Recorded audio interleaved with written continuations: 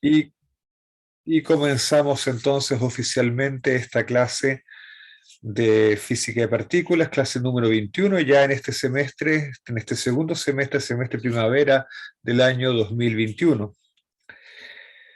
Y hoy día vamos a seguir entonces explorando el, el modelo de Weinberg-Salam, esta versión un poco reducida del modelo estándar. Y yo creo que ya están en condiciones de leer el paper original de Weinberg. Entonces, terminando la clase, debo enviarles, si es que no me olvido, el paper de Weinberg para que lo lean. Es muy bonito el paper de Weinberg. Son 3 páginas, creo. Y ustedes tienen todas las herramientas para entenderlo cabalmente.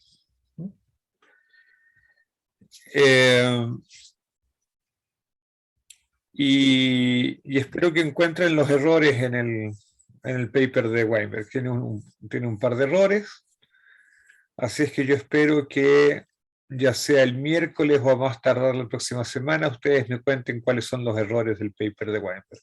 ¿Ok? Pero encuéntrenlos.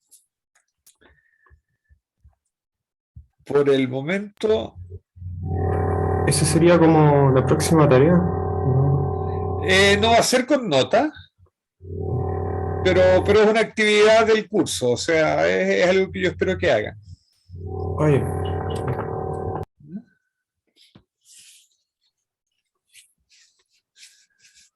Eh, Bien, hoy día vamos a dedicarnos a estudiar el decaimiento del W. El, el W es súper cachilupi porque es la, la partícula más liviana de, eh, asociada a la interacción débil. O sea, a lo mejor conviene ir a la pizarra. A lo mejor conviene ir a la pizarra para discutir un poco esto.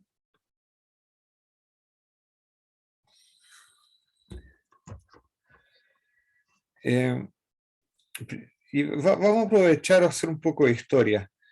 En el año 1967 o 68, creo que 67, se publica el paper de Weinberg, el que van a leer ustedes sobre el modelo estándar. El paper se llama A Model of Leptons.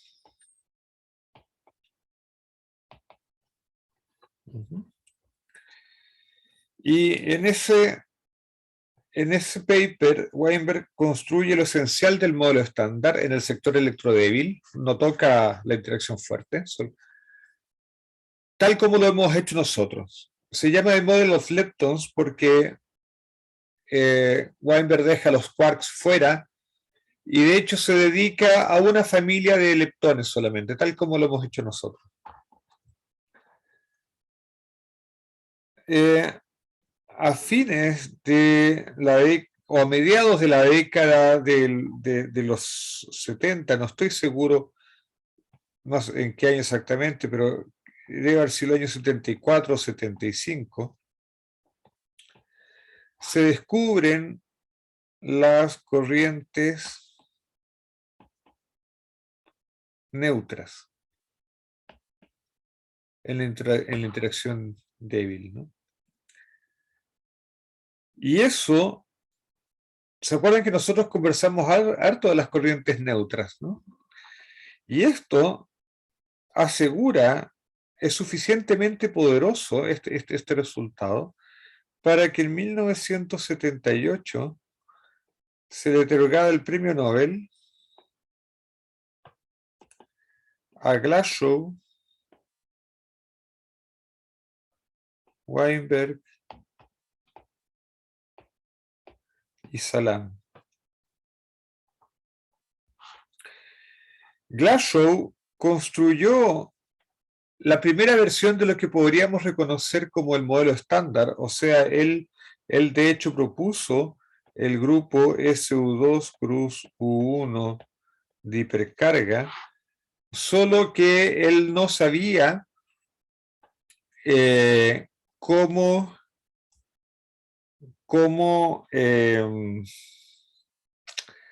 darle masa a los bosones de Gauge. Eso es lo que él no sabía. Él puso las masas a los bosones de Gauge a mano. Y Weinberg y Salam, independientemente, agregaron el sector de Higgs.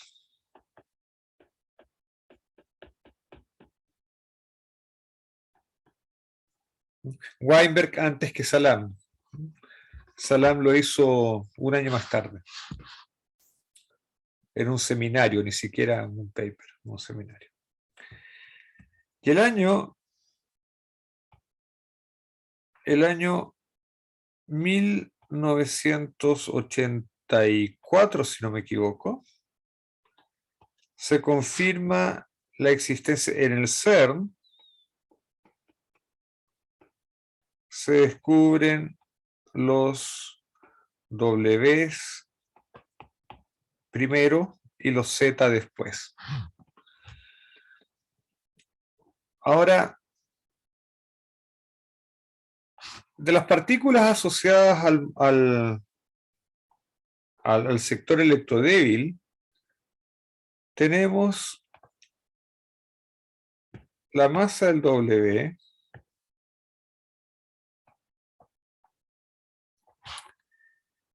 que es algo así como 80 GeV. Tenemos la masa del Z, que es algo así como 91 GeV.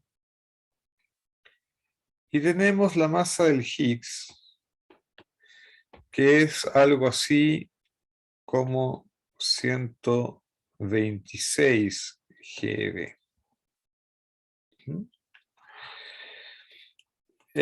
Otra masa que hay que tener en consideración, aunque lo voy a escribir por acá, la masa del top, que es algo como 173 GeV. Entonces, fíjense que de estas masas de la nueva física, digamos, entre comillas, de la nueva física en la perspectiva de los años 60, 70 y 80, ¿no? De estas partículas asociadas al modelo estándar, el W es la partícula más liviana.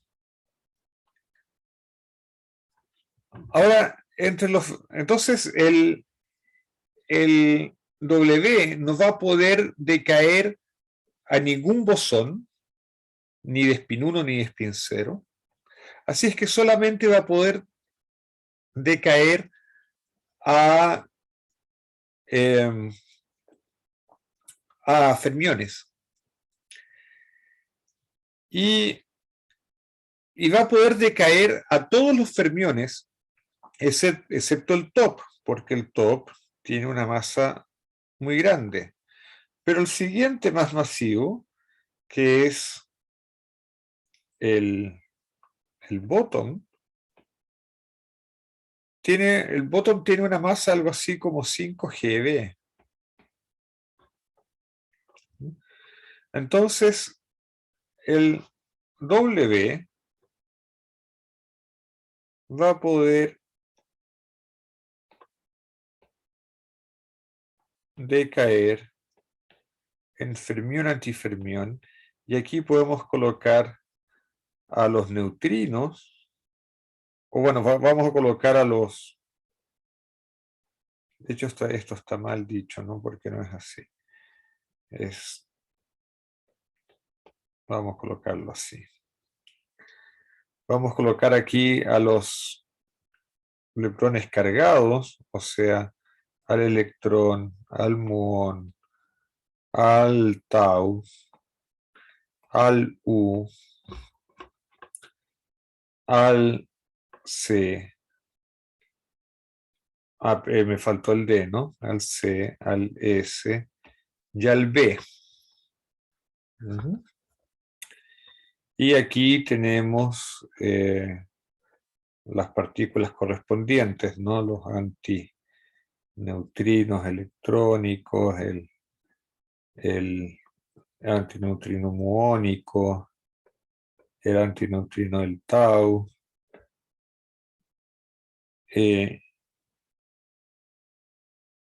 Bueno, aquí en realidad estoy haciendo trampa, esto debería ser así, ¿no? Uno debería colocar esto, los quarks uno los debería colocar así. Aquí estoy colocando los quark tipo down, entonces D, S y B, y aquí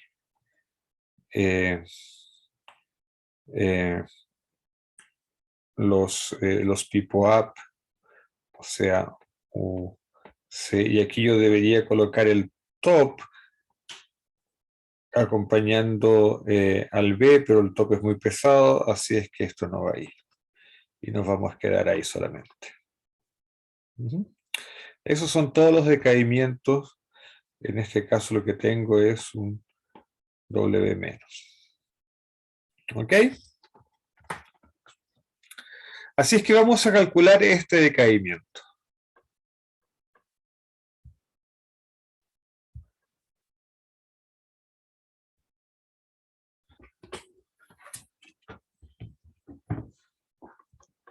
Entonces tenemos el diagrama de Feynman.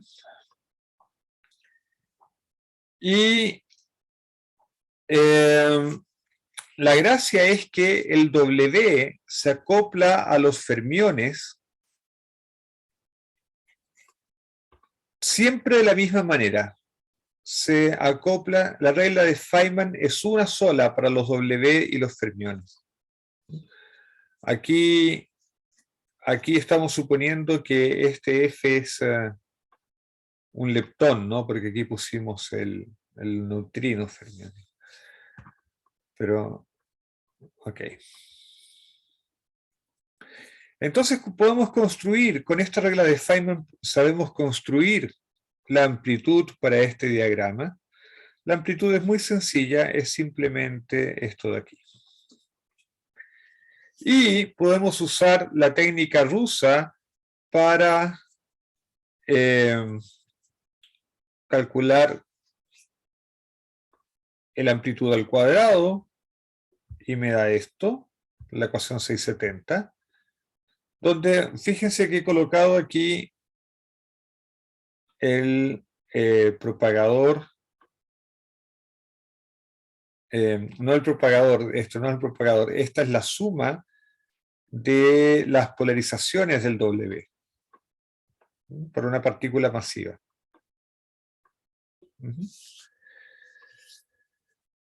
Aquí hay un factor 1/3 que surge de sumar, de promediar sobre los estados iniciales de spin. Entonces, el W es una partícula de spin 1 masiva, por lo tanto tiene 3 estados de polarización, así es que aparece el 1/3 aquí.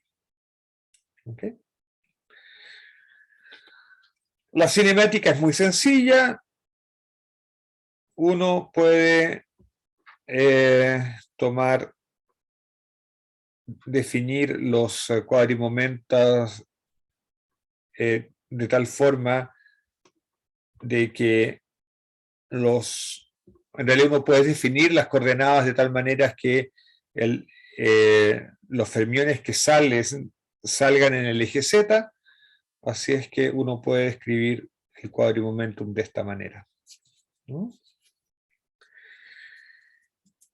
Y donde la única suposición que hemos hecho es que el neutrino tiene masa cero. Es la única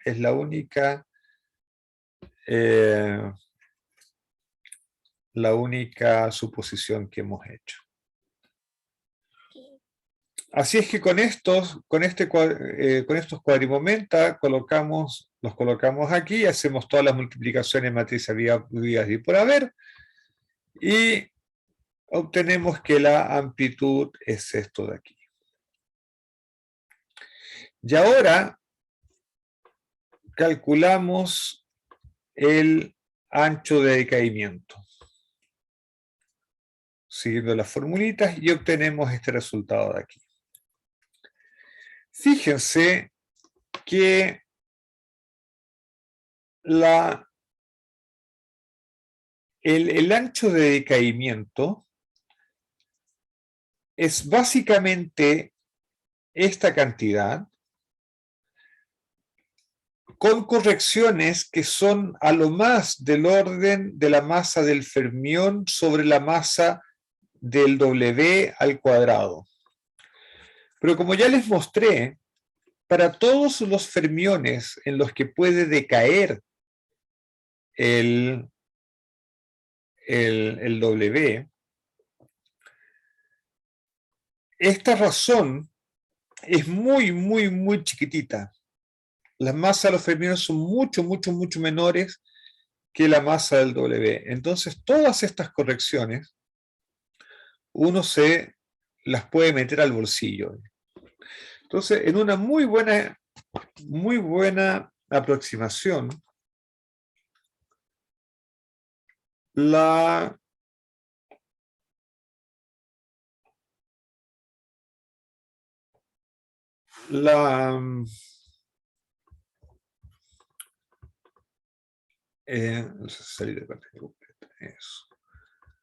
en una muy buena aproximación, el ancho de decaimiento del W en un leptón y su neutrino es mw al cubo partido por 12 pi.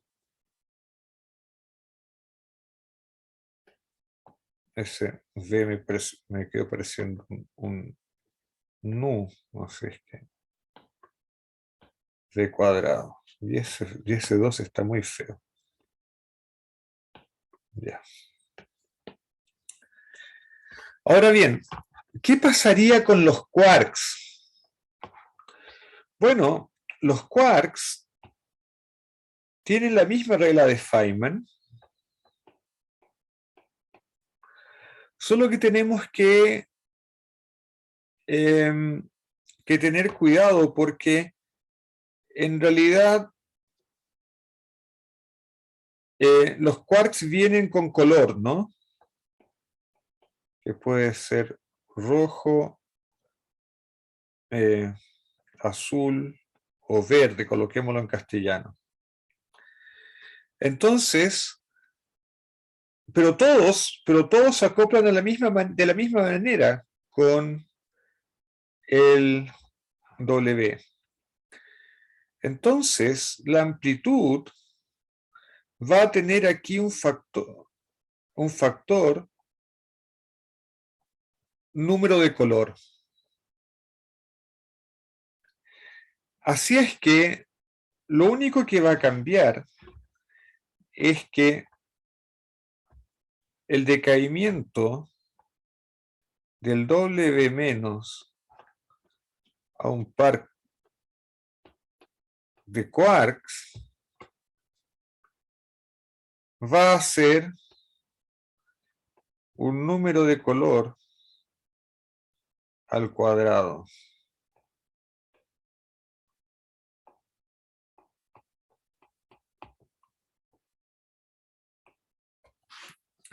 Entonces, fíjese, en el caso de los leptones, el F puede ser el E, el muón y el tau. En el caso del decaimiento de los quarks, el Q puede ser qué sé yo, el D o el S. Ujú. Lo vamos a colocar así. Ujú. Mientras que el Q barra prima va a ser el U barra y el C barra. Entonces, el W puede caer por 3 canales leptónicos, todos con este mismo ancho de caimiento, y en 2 canales de quarks, todos con este mismo ancho de decaimiento. Entonces, el ancho total de decaimiento va a ser 3 veces el, por ejemplo, S, 3 veces eso,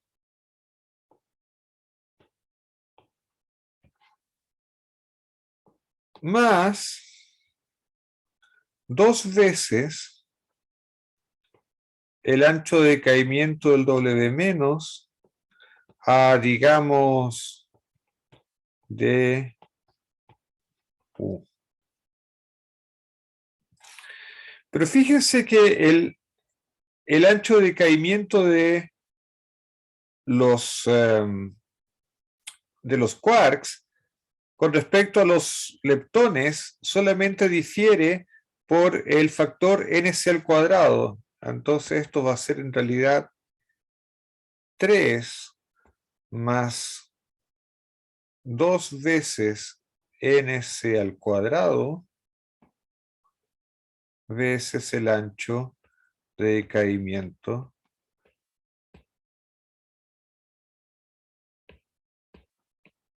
eso, por ejemplo. Por lo que es igual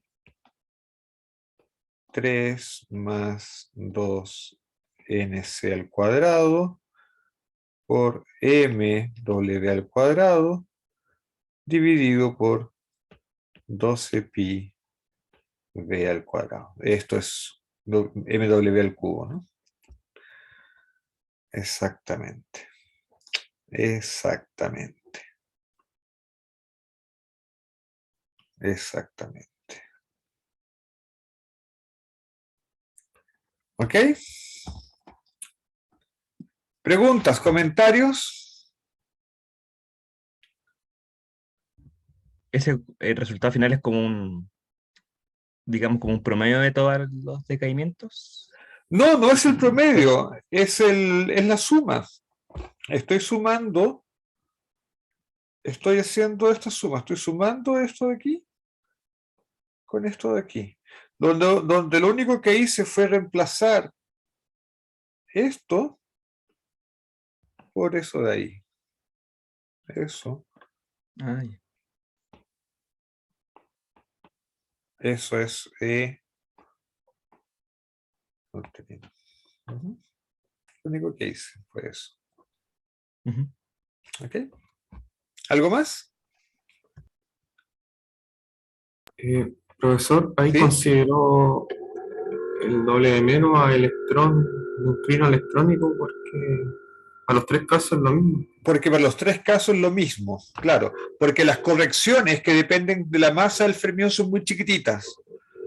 Así es que me olvido de ellas y en ese caso, con esa pequeña aproximación, el ancho de caimiento del W a cualquier leptón en realidad es lo mismo. O sea, en algún contexto pueden ser importantes esas correcciones. En realidad no, porque las correcciones son todas del orden, la corrección mayor es mf cuadrado partido por mw cuadrado. Y el valor máximo que puede tener f es algo así como un GB, que es más o menos la masa del es el orden de magnitud de la masa del tau, ¿no? Entonces esta corrección va a ser del orden de 1 partido por 80 al cuadrado. O sea, esto va a ser del orden de 10 a la menos 4.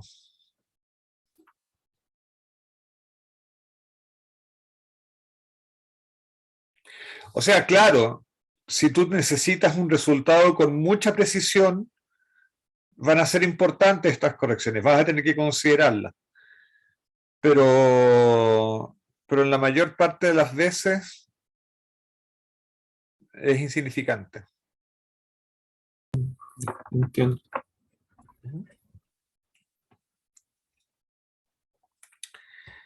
Ya.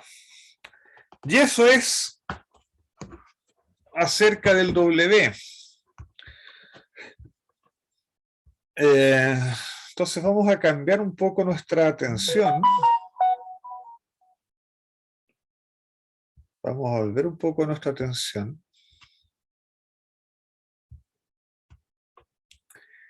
Y nos vamos a preocupar de los neutrinos. Y aquí voy a leer los apuntes porque yo creo que aquí tengo una especie de pieza de poesía. Casi. A ver. Más arriba vimos que aunque la simetría de Gauge prohíbe escribir directamente un término de masa para los fermiones, la masa del electrón emerge de la interacción de Yukawa luego de la ruptura de simetría electrodébil. ¿Pero qué sucede con el neutrino? En la época en que el modelo electrodébil fue desarrollado, pensábase que el neutrino no era masivo, el neutrino no tenía masa. De hecho, alguna vez en el departamento de física donde yo estudié mi licenciatura, había estudiantes que crearon un diario que luchaba por las reivindicaciones sociales del neutrino, que no tenía carga ni masa. Entonces, hasta los años 90 se pensaba que el neutrino no tenía masa. Por otro lado, como el neutrino derecho no posee interacciones electrodébiles, y por eso se lo llama neutrino estéril.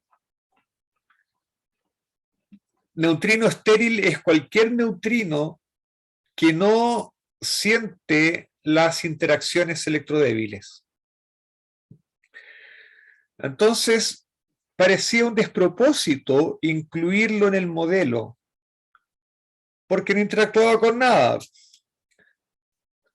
Y sin este campo es imposible construir un término de Yukawa para el neutrino.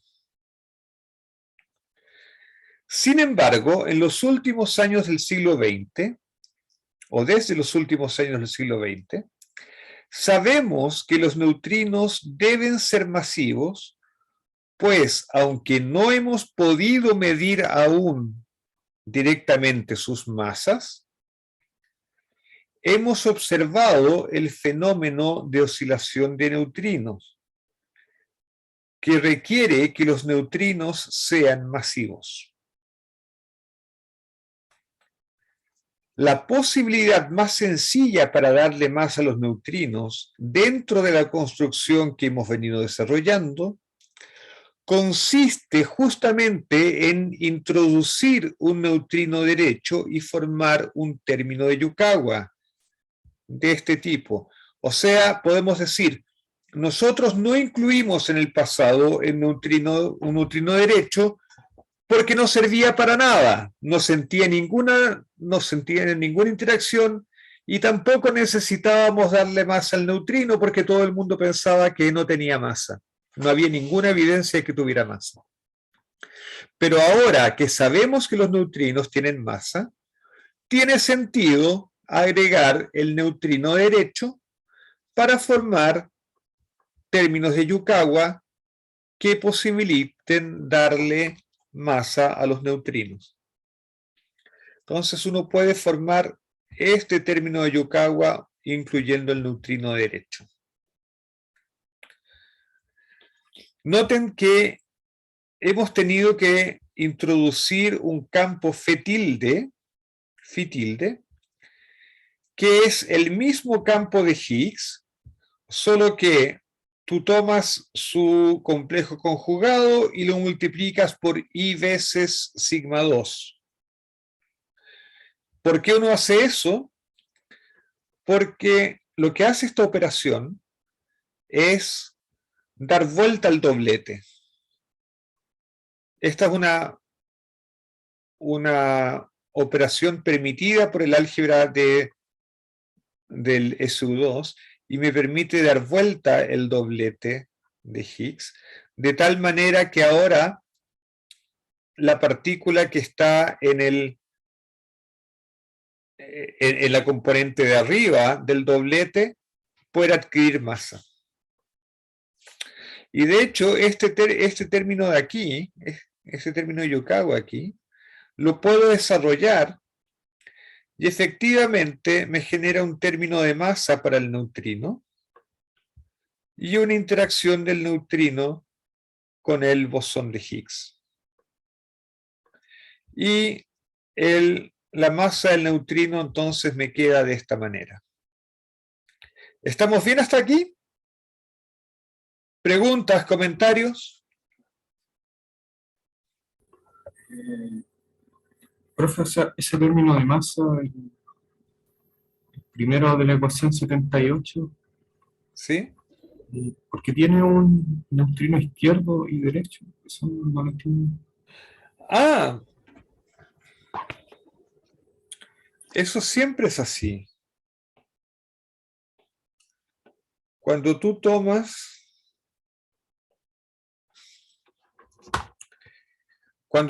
cuando tú tienes un fermión de Dirac, tú siempre lo puedes escribir como un fermión L más un fermión R. Y si tú calculas psi barra psi, evidentemente esto te va a dar psi L más psi barra R psi R más psi L psi R más psi barra R psi L. ¿Estamos de acuerdo ahí, cierto? Pero nosotros hace harto tiempo atrás mostramos que este producto de aquí y este producto de aquí, eso es cero.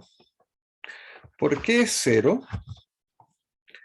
Porque si L es un medio de 1 menos gamma 5 por psi. Pero psi L barra es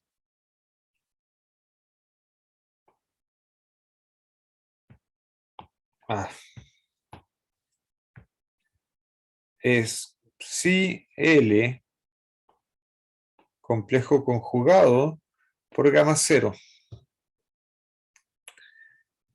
Entonces, esto es lo mismo que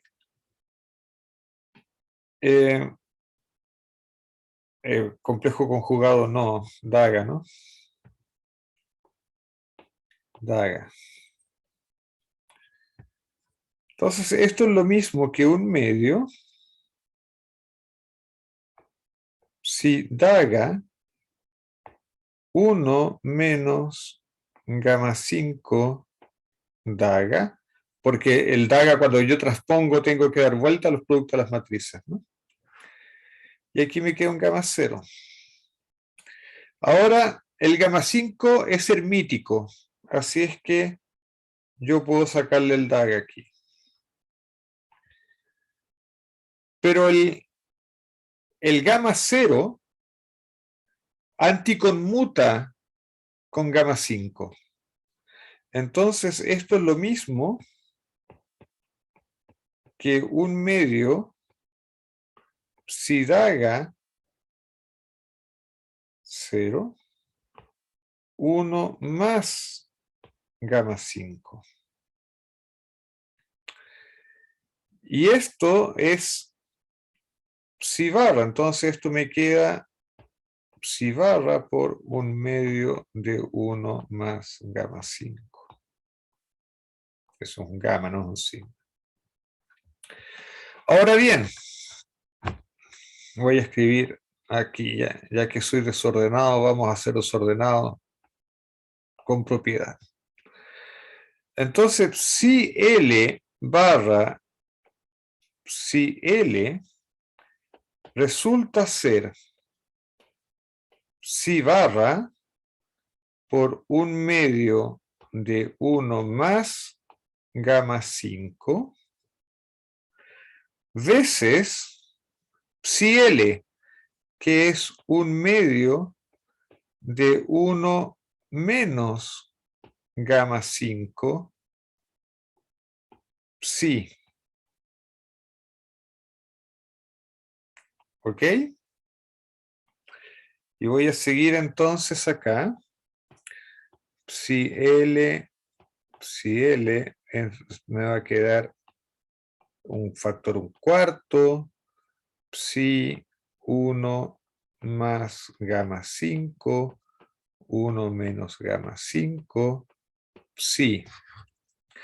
Pero esto es igual a 1/4, ¿sí?, por 1 menos gamma 5 al cuadrado, por psi. Pero resulta que gamma 5 al cuadrado es igual a 1. Por lo tanto, esto es 0. Así es que psi L es un lindo y redondo 0. Y de la misma manera tú puedes probar que si R es un lindo y redondo 0. Por lo tanto, siempre los términos de masa resultan tener esta estructura.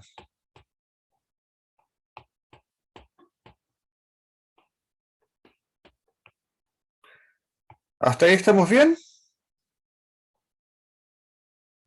Sí, profe. Ya. Entonces, en nuestro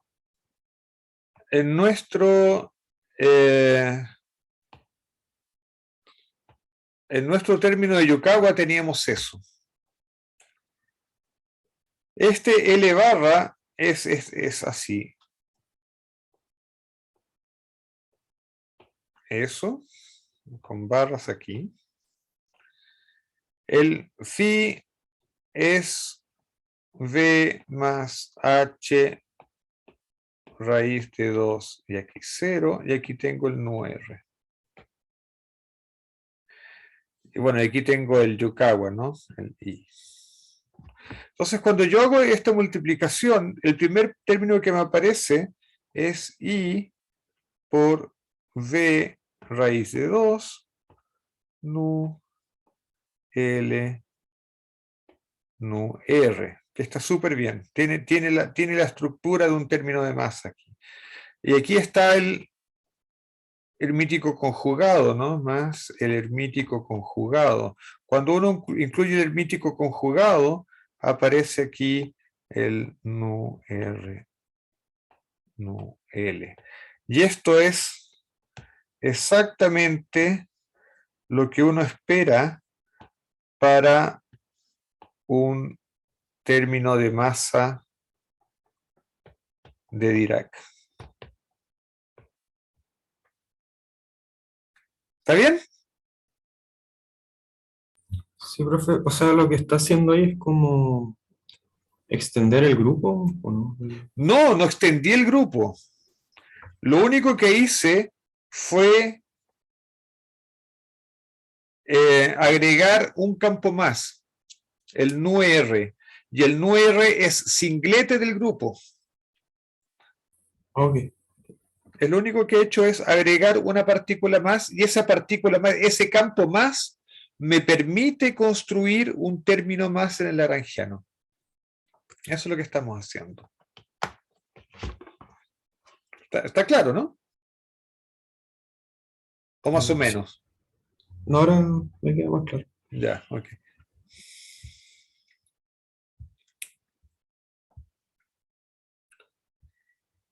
Ya. Entonces, efectivamente, agregando un neutrino derecho, yo puedo, en el contexto del modelo estándar, darle masa al neutrino como le doy masa a cualquier otro fermión. Y me queda eso. ¿Cuál es el gran problema entonces con la masa del neutrino? ¿Por qué la gente dice que la masa del neutrino es evidencia de física más allá del modelo estándar y que el modelo estándar no puede explicar la masa del neutrino? Bueno, es cierto, la versión original del modelo estándar sin el neutrino derecho no puede explicar la masa del neutrino, no le puede dar masa al neutrino. Pero una modificación pequeña, ingenua, insignificante como es agregar un neutrino derecho, en principio puede generar una masa para el neutrino. Entonces, ¿cuál es el problema? Bueno, el problema es que las masas de los neutrinos son muy, muy, muy chiquititas. Son a lo más del orden de un electronvolt, a lo más. De hecho, tienen que ser menores que un electronvolt. De hecho, creo que el límite actual es menores que 0.2 electronvolts, lo que sea. Y por el otro lado, este V son 246 GeV, lo que obliga a que el acoplamiento de Yukawa de los neutrinos sea del orden o menor que 10 a la menos 11. Entonces, desde el punto de vista puramente fenomenológico, este mecanismo, lo que acabamos de describir, es perfectamente adecuado para introducir una masa para un neutrino. No obstante, desde el punto de vista teórico-conceptual, parece insatisfactorio introducir una constante de Yukawa tan pequeña sin ninguna explicación. O sea, esto es tan chico, tan chico, tan chico, que no parece natural, digamos. O sea, hagamos un ejercicio. Vamos a la pizarra de nuevo. Veamos el siguiente fermión más liviano, que es el electrón. La masa del electrón son 500 keV, o sea, 0.5 megaelectronvolt, digamos, del orden de 10 elevado a menos 3 GeV. Y el V es del orden de 10 elevado a 2 GeV. Por lo tanto, el Yukawa del electrón, que es del orden de ME partido por V, eso es del orden de 10 elevado a menos 5, que igual es chiquitito, pero esto es muchísimo mayor, pero muchísimo mayor que los 10 elevado a menos 11 que se requiere para los neutrinos.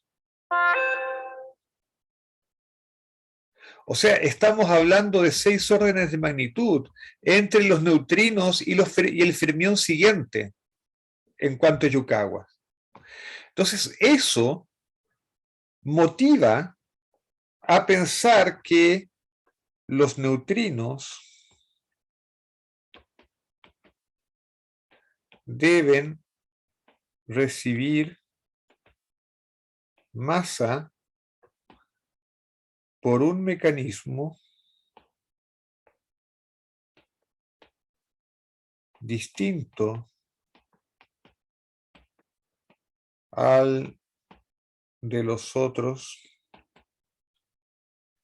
fermiones. Porque las masas están en escalas distintas, están en escalas muy, muy, muy diferentes.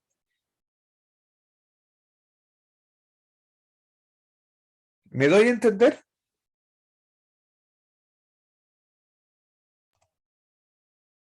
Sí, Sí, por mi parte sí. Ya. Entonces la conclusión es el modelo estándar con una pequeña modificación, en principio sí puede describir la masa del neutrino.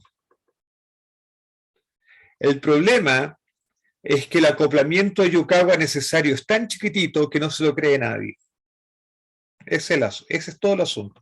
Esa es la verdad de la milanesa. ¿Mm? ¿Mm? Ok. Entonces,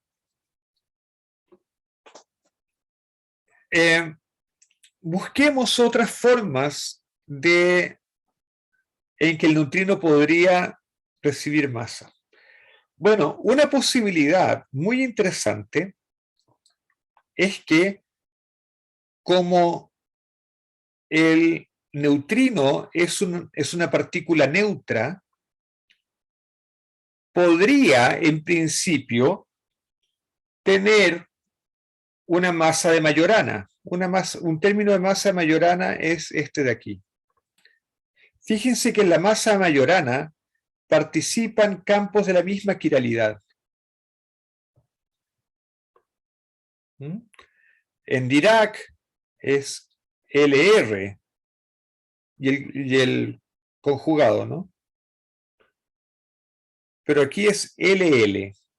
Solo que aparece el conjugado de carga. Por eso es que este mecanismo solamente funciona con partículas neutras. El problema aquí, el neutrino,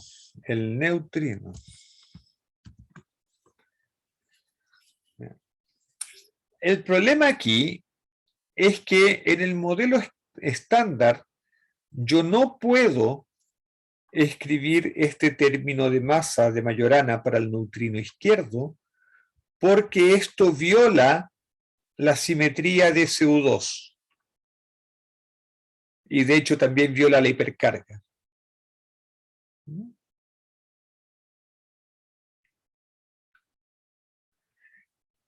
O sea, yo no puedo escribir una masa de Majorana para el neutrino izquierdo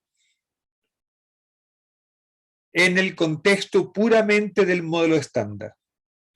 Si yo quiero darle una masa de Majorana al neutrino en el modelo estándar, en realidad sí lo puedo hacer, pero con términos no renormalizables. Déjenme ir más adelante en eso, aquí. En el modelo estándar yo puedo escribir este término que sí me genera una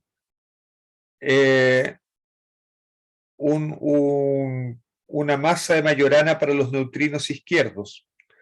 El problema es que este término tiene dimensión 5. Este es un operador de dimensión 5, este de aquí. Eso. Es un operador de dimensión 5. Lo que significa que este término del lagrangiano es no renormalizable. Y si yo quiero que el modelo estándar sea renormalizable, no lo puedo colocar. O, dicho de otra manera, este término yo lo puedo pensar como un término de bajas energías producido por nueva física, por física más allá del modelo estándar, a altas energías. ¿Okay? Entonces, esta es la razón por la que se dice que la masa de los neutrinos es evidencia de nueva física. Preguntas, comentarios.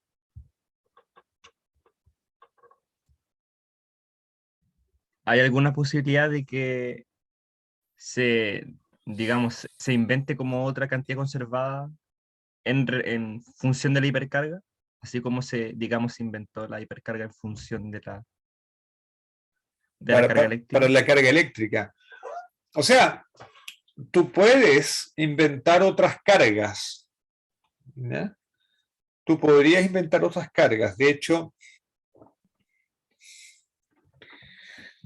hay modelos que extienden al modelo estándar y que son muy interesantes porque incluyen una simetría. Uf, se me desconectó el lápiz.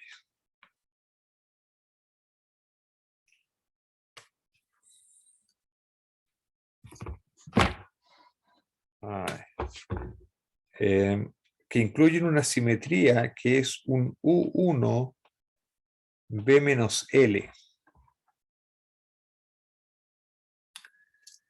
De hecho, hay un modelo muy famoso,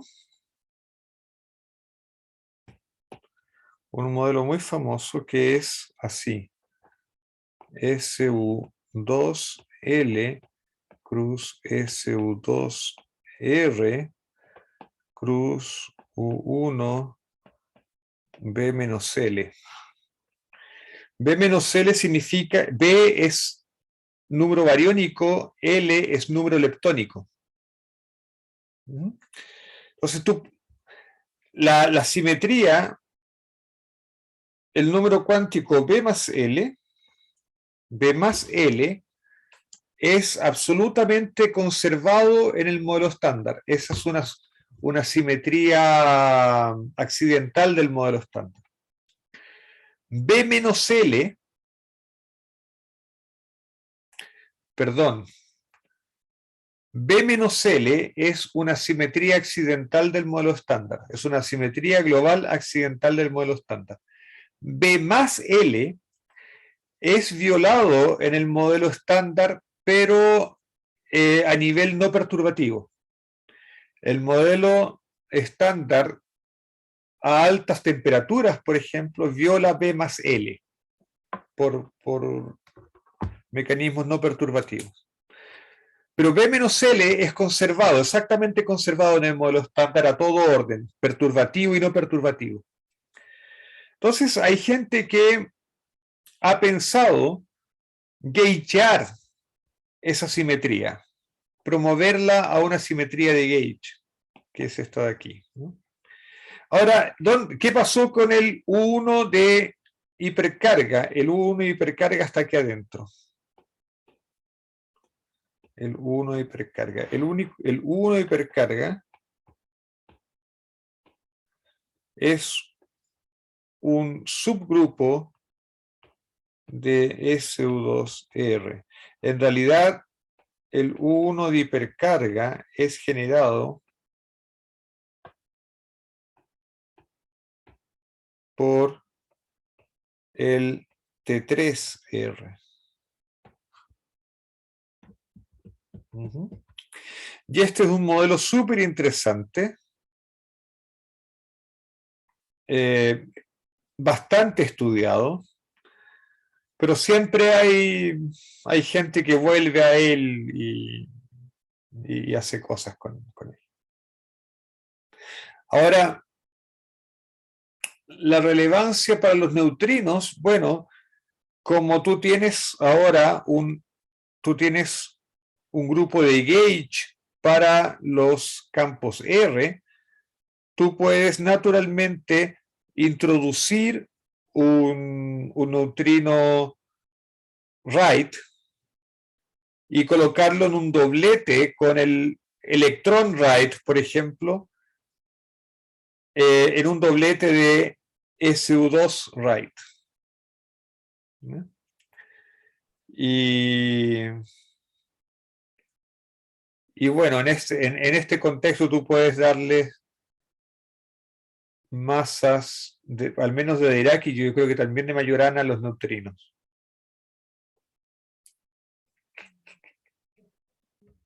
De hecho, se ve como un modelo, entre comillas, se ve como más general. O sea, claro, el modelo estándar está contenido en esto, ¿no?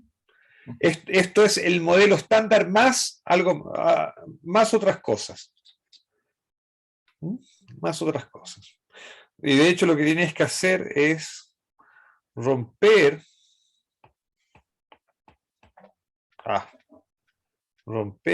esta simetría.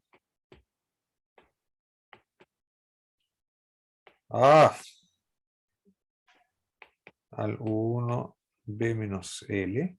Tú tienes que romper esto a SU2 L cruz 1 de hipercarga. Entonces, muchas de las variaciones de las distintas versiones de este modelo es cómo tú realizas esta ruptura. Y luego tú tienes que romper esto de la manera usual a el 1 electromagnético. Eso es lo que se hace. Es una forma de hacerlo.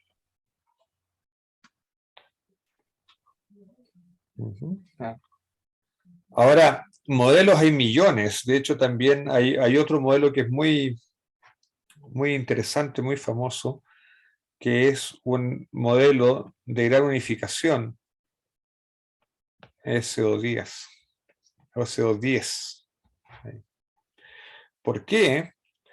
Porque un subgrupo de SO10 es SU3 de color, cruz SU2 left, cruz U1 de hipercarga. De hecho, no estoy seguro si creo que SU3, SU2, SU2, U1, creo que también es subgrupo de esto de aquí, de SO10. Y la representación fundamental de SO10 es una representación de dimensión 16. Ahora, pensemos en una familia de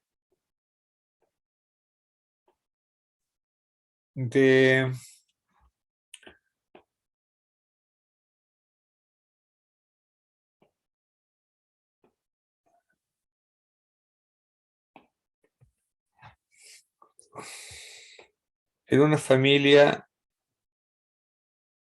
del modelo estándar.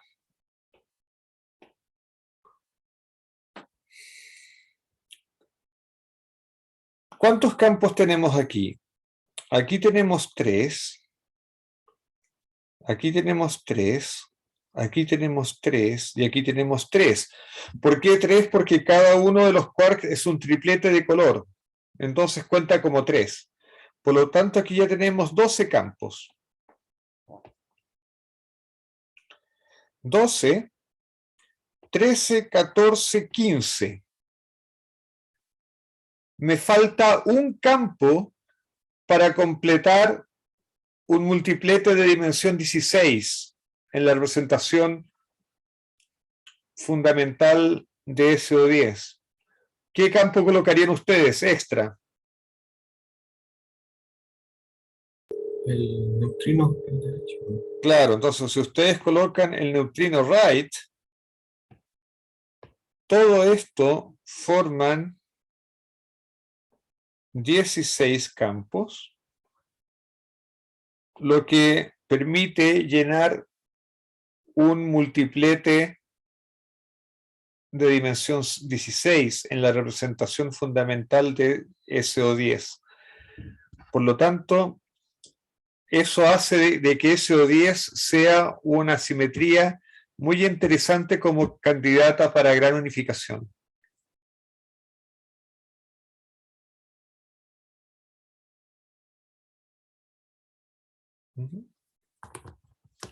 No sé si te referías a esto, Gonzalo, con la pregunta, pero... Sí, sí, en parte sí. Lo único que me causa ruido de eso, quizá a lo mejor en ese modelo el neutrino derecho sea más relevante que en ese U2L cruz hipercarga. Claro, claro. O sea, en el modelo estándar no hay ninguna motivación inicial para introducir el neutrino derecho. Lo podemos poner ad hoc para explicar la masa de los neutrinos, pero el Yukawa me sale que me exige es demasiado pequeño. Y eso es una indicación de que se necesita algo más, porque yo no solamente quiero describir, quiero entender. Y yo quiero entender por qué el Yukawa del neutrino tiene que ser tan chico. O si ustedes quieren, por qué la masa del neutrino es tan chica. Quiero entender eso.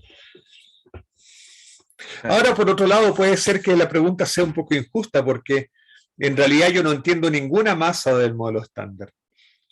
Tampoco sé por qué el electrón tiene 0,5 MeV de masa. Y tampoco sé por qué el top tiene 173 GeV de masa. ¿Por qué, o dicho de otra manera, por qué el Yukawa del electrón es 10 elevado a menos 5 y el Yukawa del top es 1? También tengo 5 órdenes de magnitud de diferencia entre uno y otro. Entonces, el problema de las masas de los neutrinos, perdón, el problema de la masa de los fermiones, el origen de la masa de los fermiones, es para mi gusto el problema más difícil en física de partículas. Sin duda. Sin duda. Las masas del W y el Z son siempre fáciles de explicar. Las masas de los fermiones es muy, muy difícil de explicar. El modelo estándar lo que hace no es explicarlas, lo que hace es parametrizar las masas. Porque tú cambias las masas por una constante de Yukawa, en realidad. Pero uno quiere buscar de dónde viene, cuál es el... Claro, o sea, a mí me gustaría saber por qué el electrón es tanto más, es 5 órdenes de magnitud más liviano que el top. Eso a mí me... Uno podría pensar lo siguiente, uno podría pensar que la masa natural es la del top, porque tiene un Yukawa del orden de 1. Y ese es un número razonable. 1 es un número muy natural, digamos. Entonces uno ahora tiene que empezar a pensar por qué los otros fermiones tienen masas tan pequeñas comparadas con el top. Esa es una forma de mirarlo. La otra forma de mirarlo es que a lo mejor todos los fermiones son no masivos, salvo una pequeña corrección que venga de algún lugar, salvo correcciones cuánticas, pero a lo mejor a primer orden deberían ser todos sin masa y correcciones cuánticas deberían darle una masa pequeña. Pero ahí el desafío sería pensar por qué el top tiene una masa mucho más grande que el resto. Es complicado. Ya, se me está acabando el tiempo, ¿lo dejamos hasta acá?